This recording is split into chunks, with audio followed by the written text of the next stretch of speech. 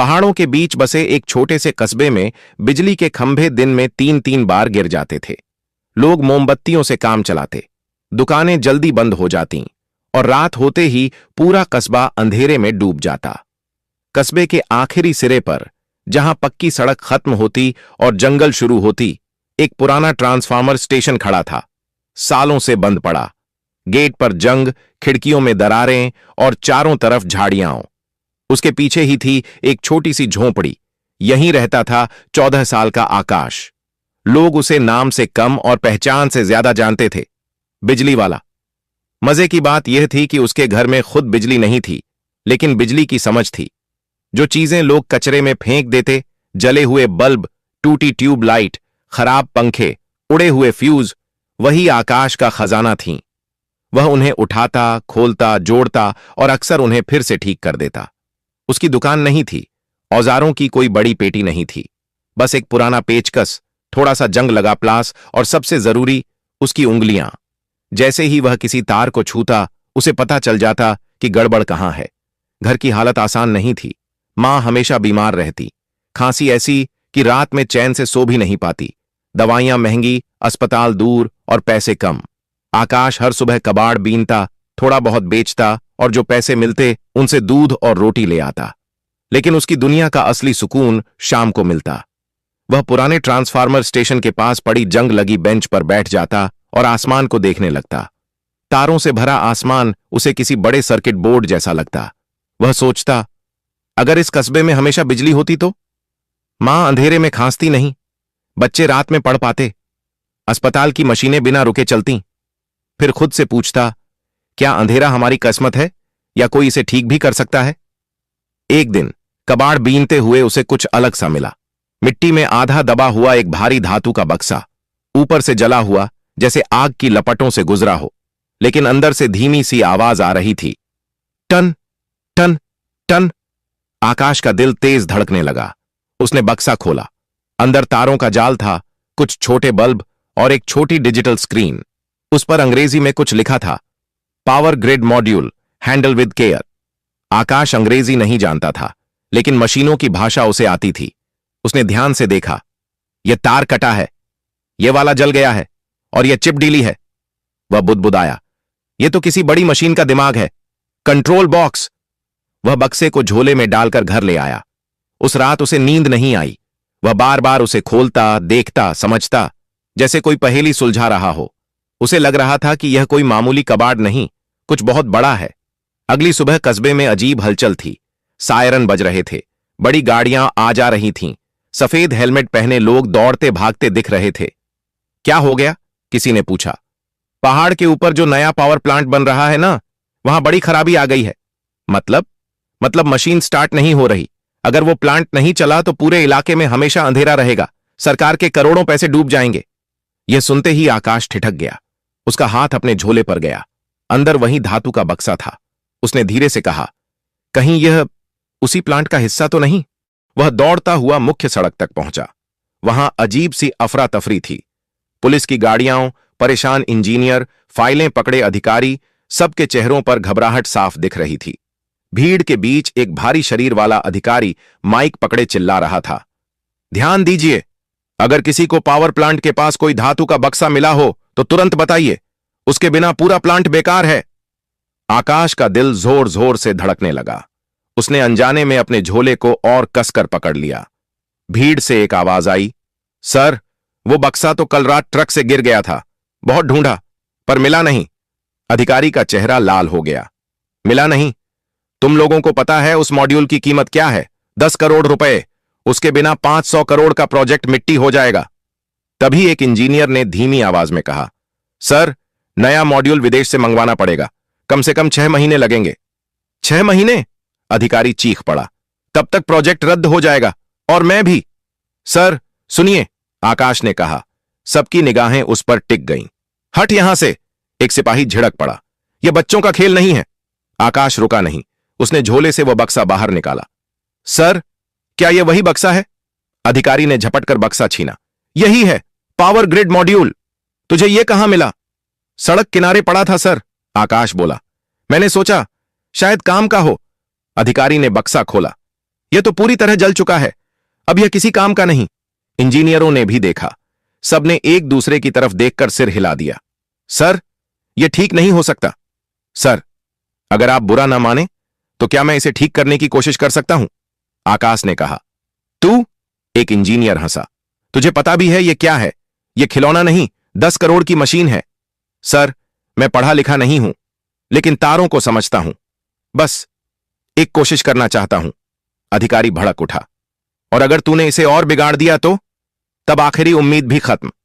तभी भीड़ में खड़े एक बूढ़े इंजीनियर ने कहा, सर, वैसे भी यह अब किसी काम का नहीं रहा। नया आने में 6 महीने लगेंगे।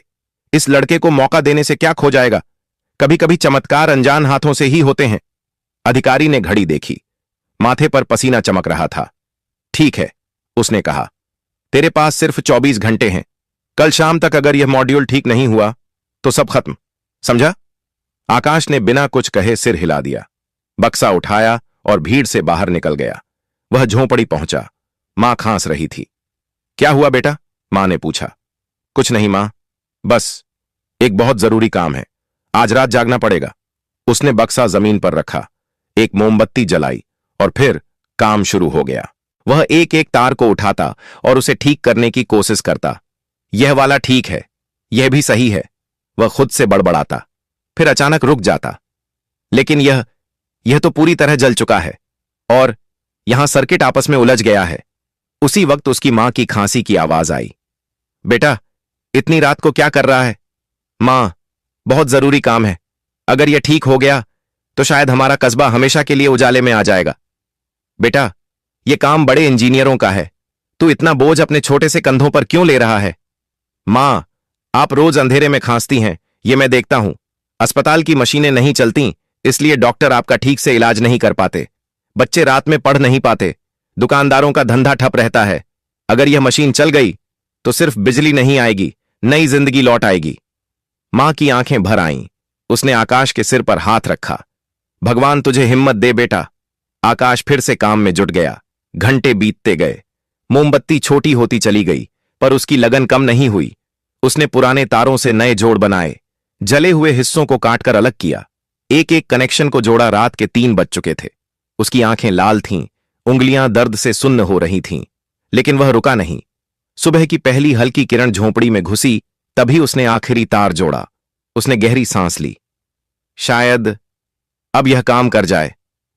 लेकिन असली परीक्षा तो अभी बाकी थी। मॉड्यूल को चालू करने के लिए बिजली चाहिए थी और झोंपड़ी में बिजली नहीं थी। तभी उसे याद आया, पुराना ट्रांसफार्मर स्टेशन। वहां कभी कभी इतनी बिजली आ जाती थी कि एक बल्ब जल सके। उसने मॉड्यूल उठाया और दौड़ पड़ा। जंग लगे दरवाजे को धक्का देकर खोला। अंदर अंधेरा था, लेकिन एक कोने में पुराना सा स्विच बोर्ड मौजूद था। उसने मॉड्यूल को जोड़ा। उसके हाथ कांप रहे थे। हे भगवान, अगर यह नहीं चला तो मेरी सारी मेहनत बेकार। उसने स्विच दबाया। कुछ नहीं हुआ। आकाश का दिल बैठ गया। नहीं, ऐसा नहीं हो सकता। मैंने सब सही किया है। तभी अचानक स्क्रीन चमकी, हरी रोशनी जली, शब्द उभरे, सिस्टम एक्टिव। चल गया, सच में चल गया। आकाश खुशी से उछल पड़ा, लेकिन तभी स्क्रीन पर एक और संदेश आया।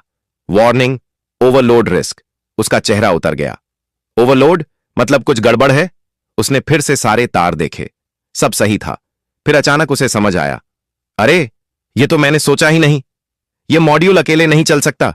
इसे मुख्य पावर प्लांट से जोड़ना पड़ेगा, तभी इसकी पूरी ताकत सामने आएगी।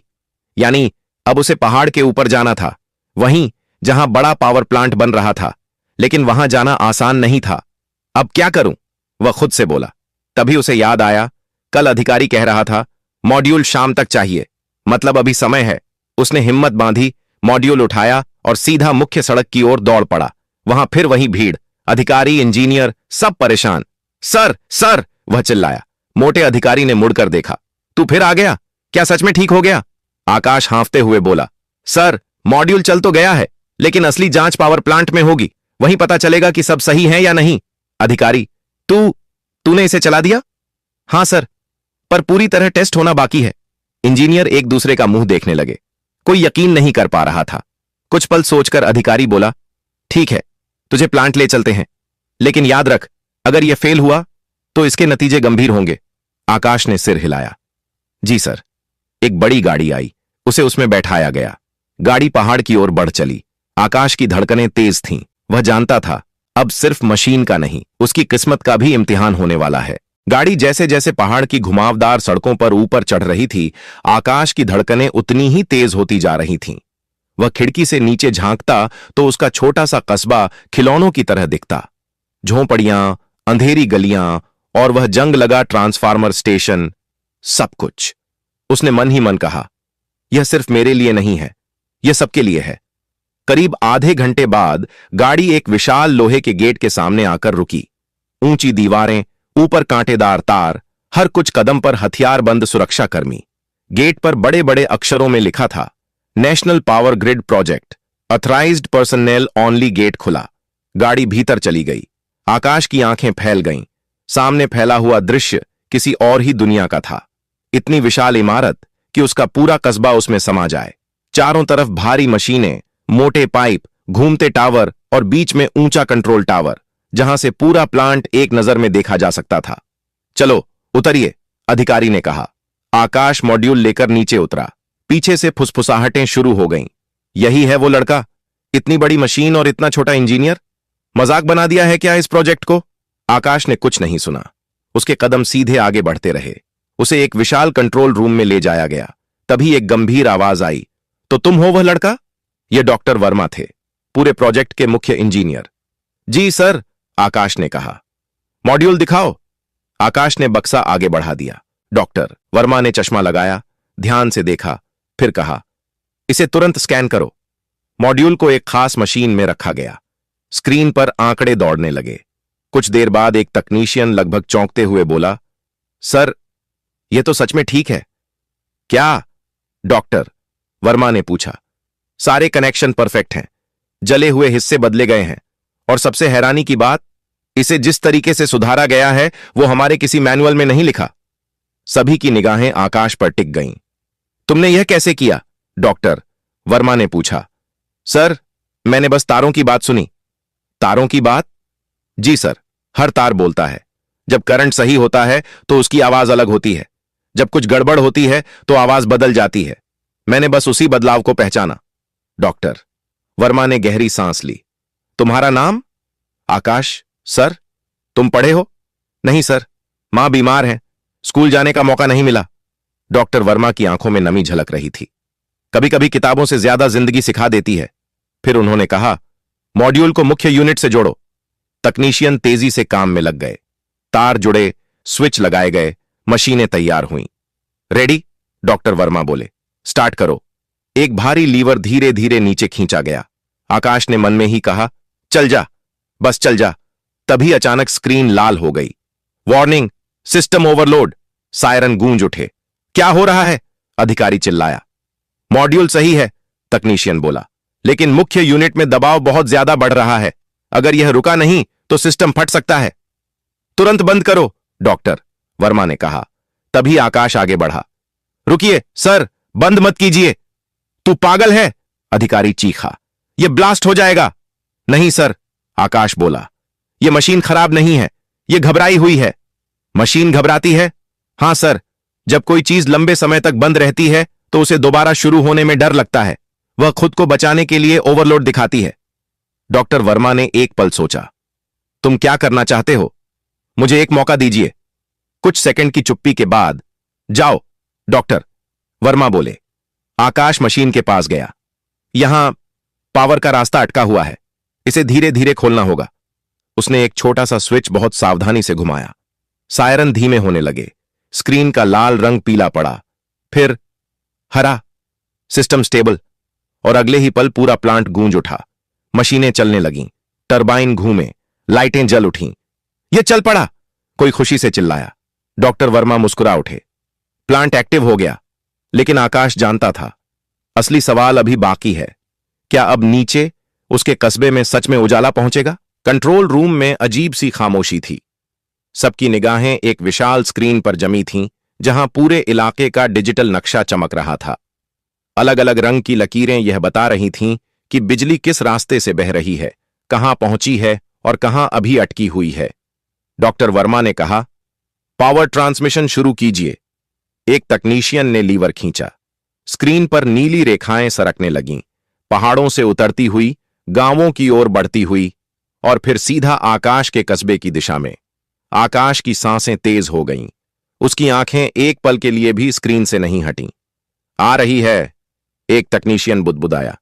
बिजली आ रही है। नीली लाइन कस्बे के पास पहुंची और अचानक वहीं ठहर गई। आकाश का दिल जैसे डूब गया। रुक क्यों गई? उसने पूछा। सर, तकनीशियन बोला, कस्बे के पुराने ट्रांसफार्मर में गड़बड़ी है, पावर आगे पास नहीं हो पा रहा। अब यह क्या नई मुसीबत है? अधिकारी झल्ला उठा। डॉक्टर, वर्मा ने कहा, अगर वह ट्रांसफार्मर ठीक नहीं हुआ तो पूरे इलाके में रोशनी होगी, लेकिन उसी कस्बे में अंधेरा ही रह जाएगा। यह सुनते ही आकाश को मानो झटका लगा। पूरी रात जागना, हर जोखिम उठाना, सब बेकार। उसकी मां, बच्चे, अस्पताल, सब फिर अंधेरे में। नहीं, ऐसा नहीं हो सकता। वह डॉक्टर वर्मा की ओर मुड़ा। सर, वो ट्रांसफार्मर मैं ठीक कर सकता हूं, लेकिन बेटा, डॉक्टर वर्मा बोले, कस्बा यहां से काफी दूर है और हमारे पास समय नहीं है। शाम तक पूरे इलाके में बिजली पहुंचना जरूरी है। अभी 2 बज रहे हैं, सिर्फ 4 घंटे बचे हैं। आकाश ने बिना हिचक कहा, अगर गाड़ी मिल जाए तो 1 घंटे में पहुंच जाऊंगा और 2 घंटे में ट्रांसफार्मर ठीक कर दूंगा। एक अधिकारी हंस पड़ा। तू अकेले? उस ट्रांसफार्मर को 10 साल से कोई छू तक नहीं पाया। लेकिन डॉक्टर वर्मा ने आकाश की आंखों में देखा। वहां सिर्फ यकीन था। इसे जाने दीजिए, उन्होंने कहा, और सबसे तेज गाड़ी दीजिए। 10 मिनट बाद आकाश एक जीप में बैठा था, साथ में 2 तकनीशियन। जीप पहाड़ी रास्तों पर बिजली की तरह दौड़ने लगी। आकाश खिड़की से बाहर देख रहा था, लेकिन मन में एक ही सवाल घूम रहा था, अगर मैं न कर पाया तो? आधे घंटे में जीप कस्बे में घुसी। लोग हैरानी से देखने लगे। ये तो आकाश है, इतनी बड़ी गाड़ी में। आकाश किसी को जवाब नहीं दिया। वह सीधा पुराने ट्रांसफार्मर स्टेशन की तरफ दौड़ा। जंग लगे दरवाजे खुले। अंदर धूल और सन्नाटा था। बीचों बीच खड़ा था वही विशाल हारा ट्रांसफार्मर। आकाश ने सांस ली। अब या कभी नहीं। उसने जेब से पुराना पेचकस निकाला और काम शुरू कर दिया। तकनीशियन सिर्फ देखते रह गए। यह लड़का मशीन को ऐसे छू रहा था जैसे बरसों का परिचित हो। और सच में यही तो वह जगह थी जहां आकाश रोज बैठा करता था। मुख्य पैनल खुला। अंदर तारों की उलझन, कटी हुई, जली हुई। आकाश ने एक एक कर सब हटाना शुरू किया। कबाड़ से इकट्ठी की हुई पुरानी तारें उसने निकाल लीं। नई जोड़ बनते गए। 1 घंटा बीत गया। 2 घंटे बचे हैं, किसी ने कहा। तभी असली परेशानी सामने आई। मुख्य कॉइल जल चुका था। इसके बिना तो काम नहीं चलेगा, तकनीशियन बोला। नया आएगा तो हफ्ता लगेगा। आकाश ने सिर हिलाया। हफ्ता हमारे पास नहीं है, सिर्फ 1.5 घंटा है। उसकी नजर एक कोने में पड़े पुराने पंखे के मोटर पर पड़ी। वह रुक गया। उसने मोटर खोली, कॉइल निकाला और बेहद सावधानी से ट्रांसफार्मर में फिट करने लगा। यह पागलपन है। पंखे का कॉइल? यह नहीं चलेगा। आकाश ने कुछ नहीं सुना। आखिरकार सब कुछ जुड़ चुका था। ट्रांसफार्मर तैयार था। उसने भारी लीवर को दोनों हाथों से पकड़ा, जोर लगाया। क्रीक क्रीक, लीवर उठा। एक तेज चमक, एक गहरी गूंज। सबकी सांसें थम गईं। फिर बाहर से शोर उठा, देखो, खंभों में चमक, तारों में जान आ गई, बिजली आ गई। आकाश भागकर बाहर आया और वहां पूरा कस्बा रोशनी में डूबा हुआ था।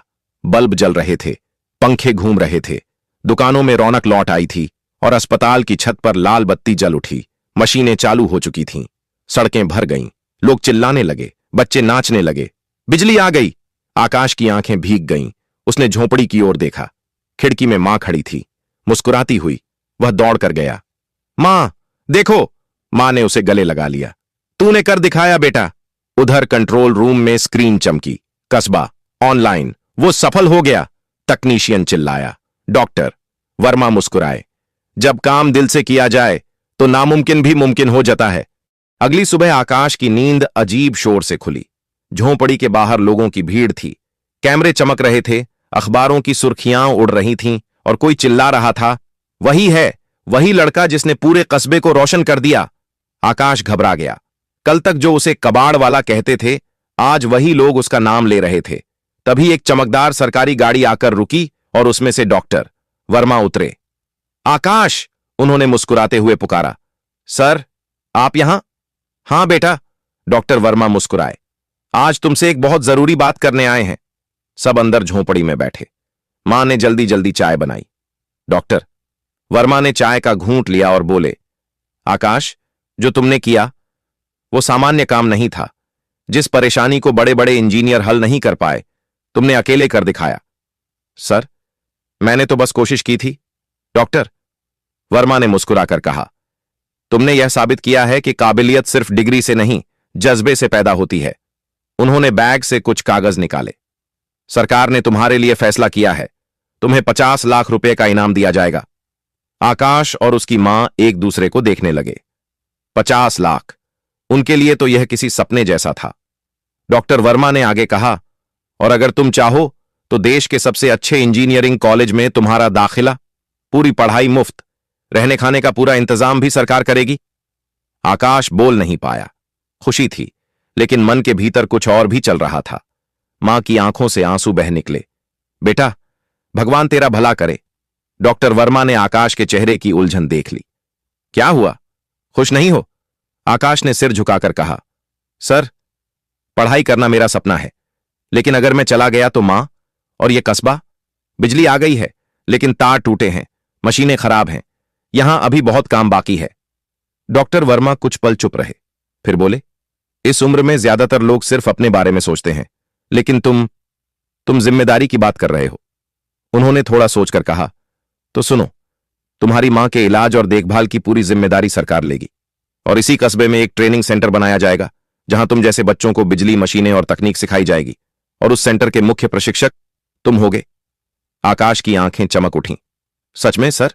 हां, डॉक्टर वर्मा बोले, तुम यहां रहकर भी पढ़ोगे, सीखोगे और दूसरों को सिखाओगे, अपने गांव के साथ आगे बढ़ोगे।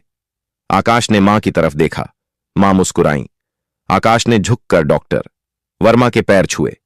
धन्यवाद सर, आपने मेरी जिंदगी बदल दी। 6 महीने बाद कस्बे के बीचों बीच एक नया भवन खड़ा था। बाहर बोर्ड लगा था, आकाश इलेक्ट्रिकल ट्रेनिंग सेंटर। अंदर 30 से 40 बच्चे बैठे थे। किसी के हाथ में तार था, किसी के पास औजार। आंखों में उत्सुकता थी और सपने। सामने खड़ा था आकाश। बच्चों, वह समझा रहा था, यह तार सिर्फ तार नहीं है, यह रोशनी का रास्ता है। अगर इसे समझ लिया तो तुम सिर्फ बल्ब नहीं जलाओगे, जिंदगियां रोशन करोगे। एक छोटी बच्ची ने सवाल किया, सर, क्या हम भी आपकी तरह कुछ बड़ा कर सकते हैं? आकाश मुस्कुराया, जरूर। याद रखना, डिग्री से ज्यादा जरूरी होता है इरादा। अगर दिल में दूसरों के लिए कुछ करने की चाह हो तो कोई अंधेरा ज्यादा देर टिक नहीं सकता।